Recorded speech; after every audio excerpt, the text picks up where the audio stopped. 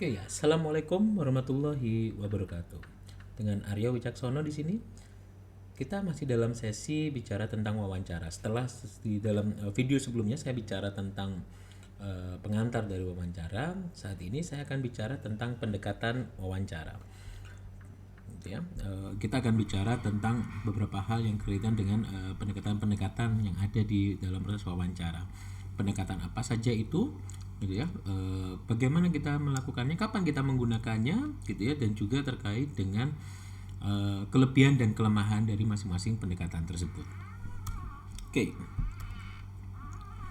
pendekatan wawancara setidaknya ada 3, gitu ya, yaitu tradisional, situasional, dan behavioral, gitu ya. Di mana masing-masing pendekatan ini memiliki kelebihan dan kelemahannya, gitu ya, sehingga harapannya setelah Anda memahami tentang beberapa pendekatan ini, Anda akan jadi tahu kapan kita akan menggunakan pendekatan-pendekatan ini. Oke. Yang pertama adalah traditional approach, gitu ya. Traditional approach ini pada prinsipnya adalah wawancara yang kita menanyakan langsung apa yang mau kita tanyakan, karena itu tadi namanya juga tradisional, gitu ya. Kita tidak perlu menggunakan bahasa-bahasa yang kita langsung straight to the point. Contoh, katakan kita bicara tentang namanya pengalaman, gitu ya, bisa disampaikan, gitu ya. Saya melihat Anda punya banyak pengalaman di dalam CV Anda. Kira-kira mana yang paling menurut Anda menarik, gitu. Kita akan melihat, atau kita bicara tentang saya ingin mengkonfirmasi ketika yang bersangkutan memiliki riwayat kerja yang berpindah-pindah tempat kerja dan sebagainya. Kita bisa menanyakan langsung bahwa saya melihat Anda banyak berpindah-pindah pekerjaan dalam kurun waktu setahun atau 2 tahun terakhir ini. Bisa dijelaskan kepada saya kenapa Anda memilih itu? Nah, kita akan melihat motivasi dia seperti apa, gitu ya. Kita kan juga bicara tentang mungkin straight to the point tentang ceritakan atau menurut Anda lebih suka bekerja dalam tim atau sendiri, gitu. Nah, pertanyaan-pertanyaan tersebut adalah pertanyaan yang langsung dituju pada apa yang mau kita tanyakan. Kelebihannya apa? Straight to the point, gitu ya, langsung, gitu. Cuman, gitu ya, di samping itu juga tidak ada bias, gitu. Jadi kelebihan yang lainnya adalah tidak ada bias, gitu ya. Apa yang mau disampaikan, apa yang mau ditanyakan langsung dipahami oleh si interviewee, gitu. Namun kita juga harus paham resikonya adalah pada titik tertentu ketika kita menanyakan sesuatu yang sifatnya sensitif dan kita tanyakan secara langsung, gitu ya, bisa jadi jawabannya akan normatif, gitu. Bisa jadi dia tidak menggambarkan atau menjawab sesuai dengan kondisinya dia. Contoh, kalau tadi tanya, saya melihat bahwa Anda punya banyak sekali pengalaman di sini, berpindah-pindah pekerjaan dalam kurun waktu 2 tahun atau setahun belakangan ini. Bisa dijelaskan kepada saya kenapa? Dan ketika ditanyain seperti itu, dia akan menjawab bahwa karena saya suka tantangan, saya merasa saya ingin menciptakan sesuatu and so on and so forth, gitu ya. Maka kita bisa melihat bahwa jangan-jangan apakah betul ini sesuatu yang bersifat mencari tantangan, gitu ya. Mungkin kita akan melihatnya bahwa ya itu sesuatu yang sifatnya normatif, gitu. Nah, tapi bukan berarti bahwa traditional approach ini tidak bisa kita gunakan, gitu ya. Anda bisa menggunakan ini kalau memang kita ingin mengkonfirmasi beberapa hal secara langsung dari apa yang kita baca dari CV. Itu bisa dengan pertanyaan tradisional, straight to the point saja, gitu. Makanya seringkali ini juga digunakan kalau kita dalam konteks kita ingin mengkonfirmasi, gitu ya, untuk pembuka, gitu ya, dengan pertanyaan-pertanyaan yang ringan, straight to the point dan sebagainya. Juga nanti si interviewee akan merasa nyaman, lalu pelan-pelan dia akan membangun trust, lalu setelah trust dia akan disclose atau terbuka, gitu.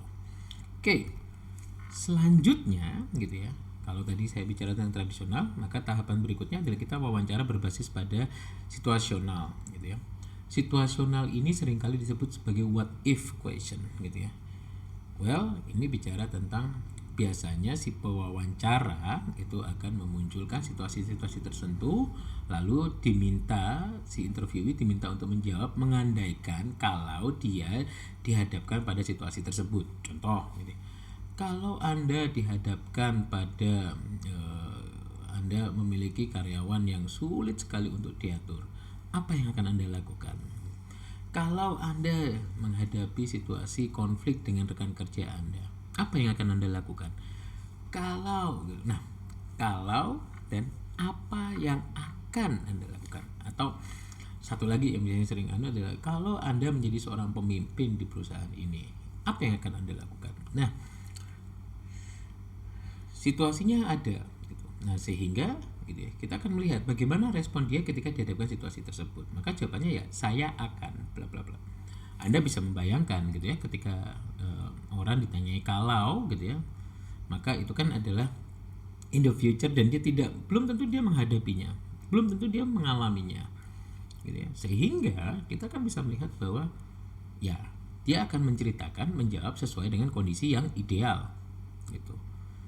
Pada titik tertentu gitu ya, mungkin kita akan terkesima dengan jawabannya, wow dia ternyata punya gitu ya. Tapi apakah dia akan melakukannya? Belum tentu, karena itu masih dalam kondisi yang ideal gitu.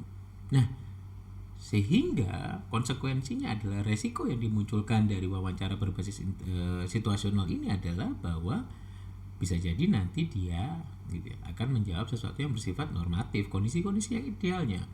Belum tentu dia sendiri juga nanti akan melakukannya. Nah, dalam konteks ini gitu ya, lalu kapan kita menggunakan situational interview? Ya, kalau menurut saya itu akan sangat bagus untuk melihat bagaimana visi ke depan seseorang gitu ya, atau melihat bagaimana dia memahami konteks situasi gitu ya. Itu menarik gitu ya. Setidaknya ketika kalau kamu menjadi seorang pemimpin dan dia menjawab dengan baik gitu ya, setidaknya dia tahu konsep menjadi pemimpin seperti apa, dia tahu apa yang akan dilakukan gitu ya. Ini akan juga menjadi powerful ketika kita juga coba tarik dengan kita gabungkan dengan behavioral interview. Ketika kita akan menggali pengalamannya dia, nanti kita akan cross check apakah ketika dia punya visi, dia punya kondisi yang ideal tersebut, apakah itu sesuai dengan model pengalaman yang dia miliki gitu. Jadi pada titik tertentu situasional akan bagus kalau kita melihat pengandaian, kondisi-kondisi ideal di masa yang akan datang.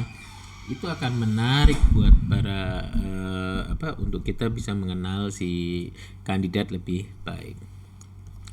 Selanjutnya, ini adalah pendekatan yang berbasis behavioral gitu ya.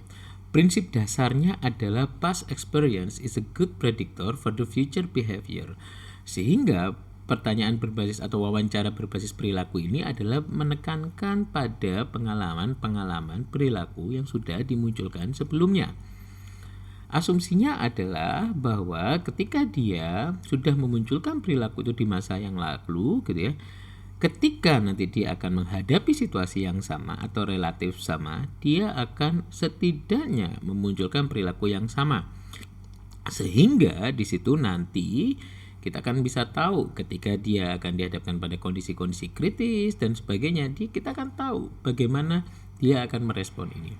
Nah, wawancara berbasis perilaku inilah yang nanti akan kita kulas lebih dalam, kita akan bicarakan lebih dalam gitu ya, termasuk juga tentang bagaimana mengungkap perilaku yang seperti apa yang mau kita tangkap gitu ya, lalu prinsip-prinsipnya seperti apa dan sebagainya nanti pada video yang berikutnya. Saya pikir cukup untuk kali ini. Terima kasih. Wassalamualaikum warahmatullahi wabarakatuh.